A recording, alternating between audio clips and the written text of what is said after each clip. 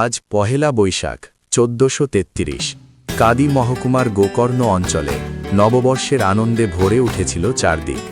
নতুন সূর্যের আলোয়, নতুন আশার বার্তায় সেজে উঠেছিল বাংলা ও বাঙালির প্রাণ। এই শুভ দিনে সঞ্চালক হিসেবে উপস্থিত থাকার আহ্বান পেয়ে নিজেকে ধন্য মনে করেছি। সম্মানীয় অতিথিবর্গদের সান্নিধ্য, মানুষের উচ্ছ্বাস আর সাংস্কৃতিক পরিবেশনার মাধুর্যে সন্ধ্যাটা যেন এক অপূর্ব স্মৃতির খোবিয়ানে জায়গা করে নিল। আজকের এই মিলন মেলায় ছিল আন্তরিকতার স্পর্শ, ভালোবাসার আবেশ আর নতুন বছরের স্বপ্ন বোনার অঙ্গীকার। শুভ নববর্ষ, নতুন দিন হোক আরও সুন্দর, আরও আলোকিত।